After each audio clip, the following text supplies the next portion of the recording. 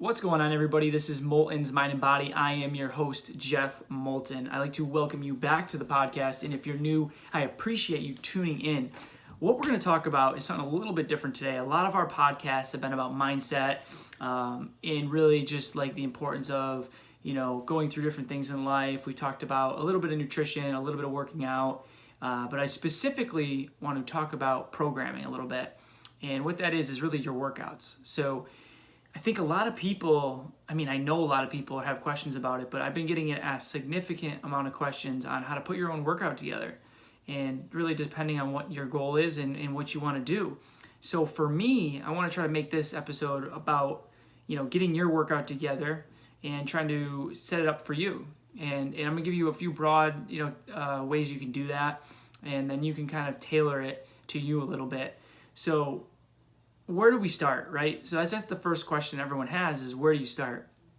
And that really is, how many days do you want to work out? Do you want to work out 1 day a week, 2 day a week, 3 day a week, 4 day, 5, 6, and whatever it may be? That's really going to depend what you're going to do, okay? And then also, what is your goal? Are you training for a race? Are you trying to get stronger? Are you trying to build muscle? Are you trying to lose some weight?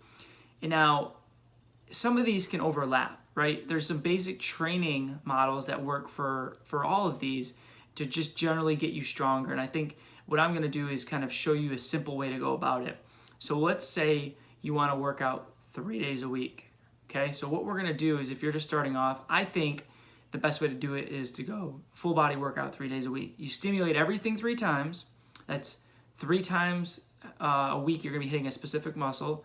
That's 52 workouts times 3 a year, which I believe is 156. So you're hitting a muscle group 156 times a year. Where if you're just hitting it once a week, like if you did back one day, you did chest the next, something like that, you're actually only going to be hitting it once a week, 52 workouts a year.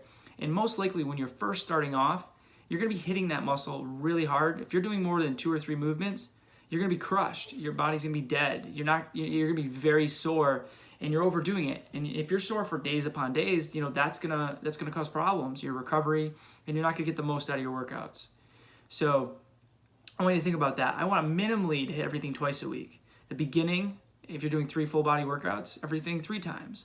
As you get more and more advanced and stronger, you can add more to the workout. And to do that, what you really need to do is you need to add an extra day.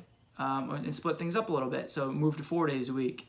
If you're doing 4 days, this is where I'd recommend going twice a week, or hit the muscle group, twice a week. So what I would do would be an upper body day, a lower body day, an upper body day, and a lower body day. And now what you're going to do with that upper, lower is you're going to actually split the body up and do probably 3 to 4 exercises, maybe a little more on each day. So you want to split it up where you're doing upper body, so you want to train everything. So you're hitting chest movements, you're hitting back movements, you're hitting some shoulder movements, and maybe some arm movements. You always start with the bigger movements, whether you're doing a 3-day split with the full body or the 4-day split where you're going upper, lower. And what I mean is you want to pick exercises that hit bigger muscle groups. For example, a bench press, a dumbbell press. Something like that is going to use your chest, your shoulders, and your triceps. And if you did that, you want to hit the opposite side. So that worked your chest, shoulders, and triceps. Now you want to work your back. And so a dumbbell row, a lat pull down, a pull up. All these things are hitting your back, which is also your lats, your rhomboids, your rear delts, your biceps, your forearms. So these movements involve a lot of muscle groups in them, which is why you want to do them at the beginning of a workout. To start off, if you're doing an upper body day, I pick 2 of those pressing movements. So whether it's a dumbbell press and a bench press, a pull down in a row, or maybe a pull up in a row. So that gives you 4 movements, and then maybe a few secondary movements. Secondary movements are the smaller movements that are more isolated. For example, isolated means you're just using usually 1 muscle group. So maybe a bicep curl, a tricep extension, maybe a lateral raise where you're raising arms to the side. So something along those lines. So that's how you want to structure it.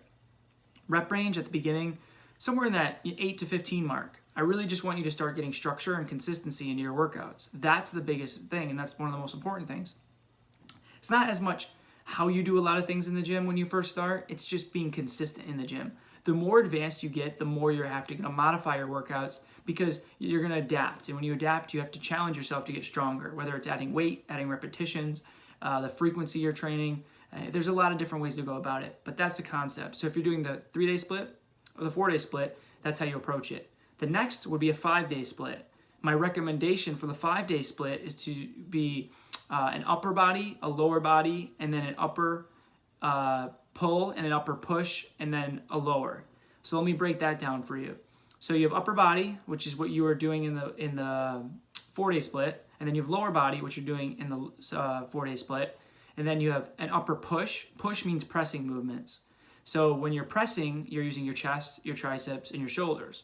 So whether you're pressing forward for a dumbbell press where you get the chest involved more, an incline dumbbell press, or an overhead press. Obviously, when you go overhead, you're getting more shoulder involved. In an incline dumbbell will be more of an upper chest movement, still getting the chest and some shoulder, but you're just changing the angle a little bit. So those are pressing movements. You can do cable flies, you can do barbells, any variation you want. But again, using the bigger movements first. When you do a pull day, an upper pull is back, shoulders, rhomboids, lats, rear delts, anything that when you're rowing or pulling backwards. So also there's vertical pulls, which if you're pulling straight up and down, that's a lat pull down, that's a pull up. You have dumbbell row, barbell row, cable row, different things like that. So that's your upper push with the pressing, and then you have the pulling like we just talked about. In the secondary movements, you do biceps, shoulders, things along those lines. Maybe a reverse fly, you want to throw that in there. So the third one would be lower. Lower is just lower body. Now the difference from the beginning of the week, what I want you to do is that first upper body day and lower body day, I want you to pick really only like 2 exercises at most, 2 pull, 2 push. That's all I want. And maybe some secondary movements to start. You can add a third, but I want you to start with 2 or 3 at most. And then using a rep range that is a little bit heavier. So what I mean by that is your weights are going to be heavier, and your reps are probably going to be in 6 to 8 repetition mark. I want you to do around 4 sets to 6 to 8, so you're hitting the entire upper body at the beginning of the week, and then the entire lower body at the beginning of the week at a higher weight and a lower rep range. So the lower the reps go, obviously the more weight you can move. So the beginning of the week when you're fresh, I want you to focus on a 6 to 8 rep range mark to start, and then what I want you to do is to hit multiple muscle groups, but a few on each. So hitting 2 bigger movements on the push, 2 bigger on the pull, 6 to 8 repetitions, and then some of the accessory movements, those biceps, triceps, things we talked about.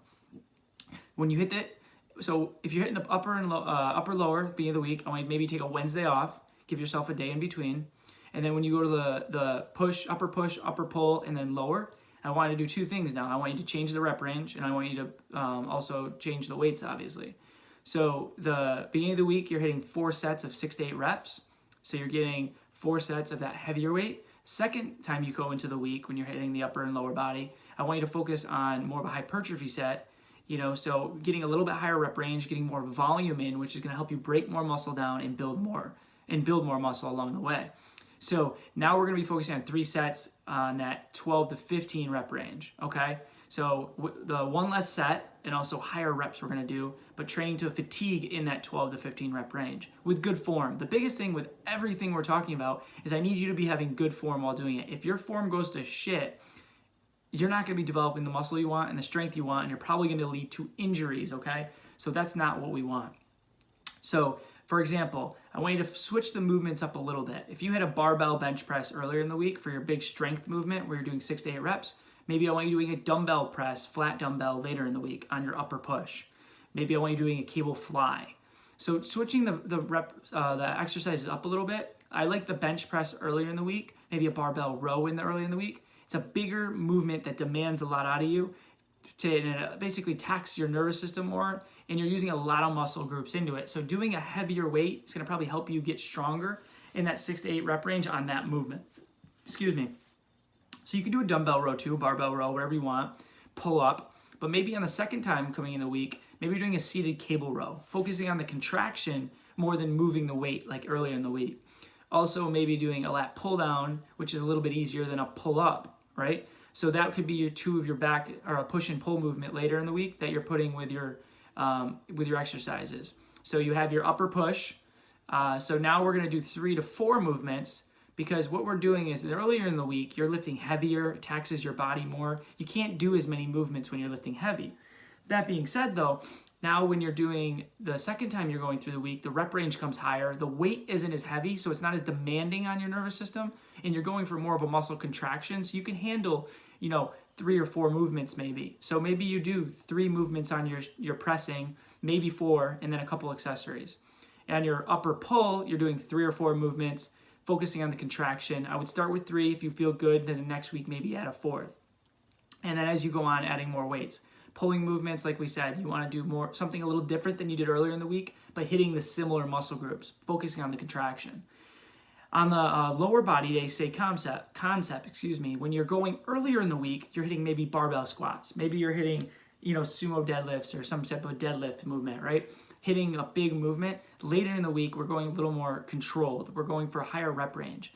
You can go walking lunges, higher rep range. You could use more of the machines if you want. You could do goblet squats instead of squats. You could do RDLs instead of deadlifts. You can just mix and match, but I want you to think about picking similar movements, focusing on glutes and hamstrings, also quads, like earlier in the week. But I want you to think about movements that don't tax your nervous system, which is very heavy weight demanding movements. So those heavy squats, the heavy deadlifts, heavy hack squats, leg press, all those is very demanding. Focus on more of functional movements, maybe lunges, step ups, goblet squats, RDLs, different things along those lines, okay?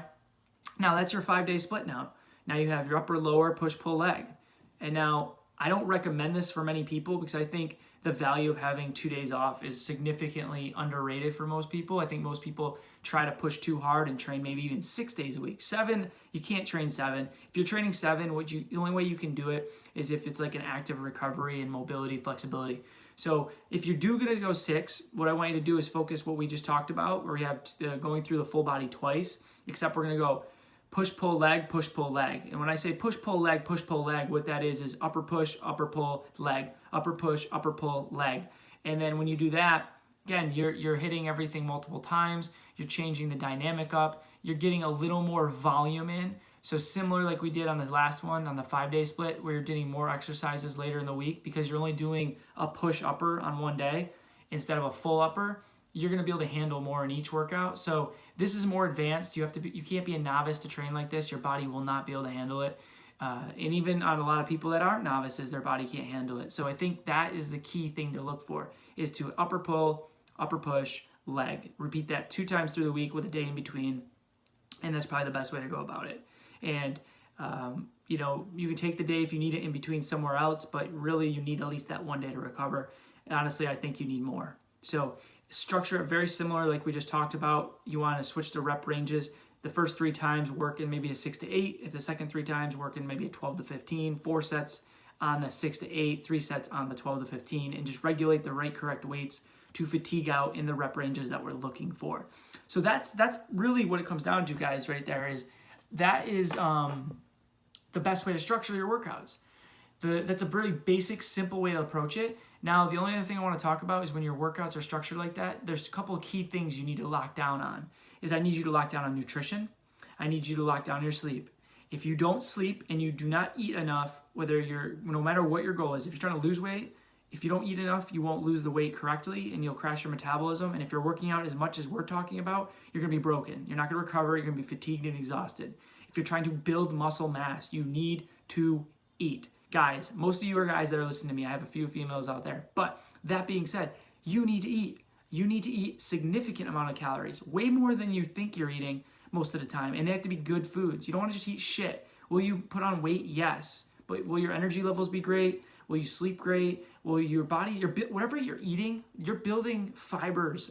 Your body is building off of crap food. You're not going to feel as good as you will with good food. The inflammation will be higher. Your joints won't feel as good. And then also the hydration plays right into the nutrition. If you're not hydrating at least your body weight in ounces, people say half your body ounces. I say like the average person, at least minimum half your body weight in ounces. I get closer up to that like 100 ounces of water. That's what I would do. I try to at least get like 3 liters a day, and I think I honestly could have a little bit more. So I think that's the best way to go about it. Start your morning drinking water. Start it in the morning, okay? 16 ounces as soon as you get up, 16 ounces when you go to bed. There's a liter right there off the top, okay?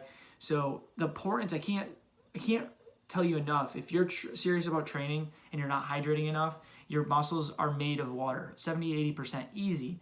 So if you're not having enough water, you don't flush out the toxins, you don't flush out the lactic acid, they won't contract and work properly, you won't be as explosive, you'll have more fatigue, and your joints will actually get really achy, okay?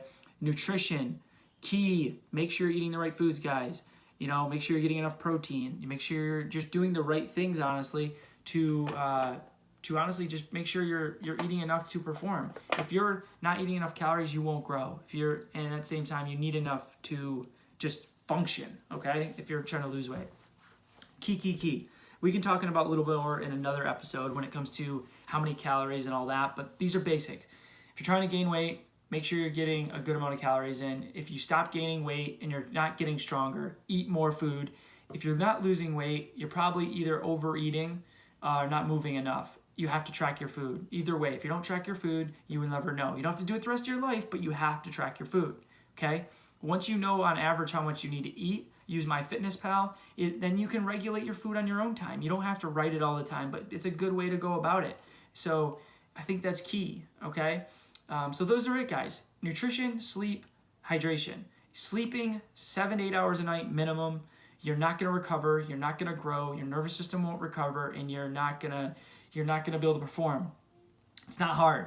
I mean, it's hard, but it's a simple concept. Ready? Here's how you lose weight. Here's how you build muscle. Eat the correct amounts of food. Track it through an app. Adjust 300 to 500 calories either direction as needed. And sleep 7 to 8 hours. Hydrate. At least you're half your body weight in water, up to 100 ounces, give or take. And train hard and be consistent. And actually train. When you're in the gym, train. Do not bullshit yourself and go in there and half-ass it and then complain about results and then blame other people. You need to train. Train your ass off when you're in the gym. Don't be bullshitting the whole time. And if you do, that's fine, but don't expect the results that you want, okay? So there it is. Those are it. Train hard, sleep 7 to 8 hours, drinks half your weight in water, up to 100 ounces, and eat enough. Boom. There it is, guys. Hope you enjoyed this podcast. I look forward. You'll see the next one coming on Saturday. And what we'll be talking about is, I'll have my friend, I already did the podcast with Todd Silva, owner of MVP Bootcamp. Awesome guy, really crazy up and down story. He's been through a lot of ups and down roller coaster ride, changed careers, and now has a successful business where he's training significant amount of clients through an awesome little mini strength and conditioning and facility, which is only growing more and more by the month. So what we're going to do is you guys will see him on Saturday. I look forward to seeing that podcast come out and seeing if you have any questions. And again, if you have any questions, feel free to reach out on social media. You can check me out on Jeff Mullen on Instagram, and hit Molten's Mind and Body up on Facebook, YouTube, and also podcasts on Spotify and Apple. I look forward to hearing from you guys. I will talk to you soon. Have a good night.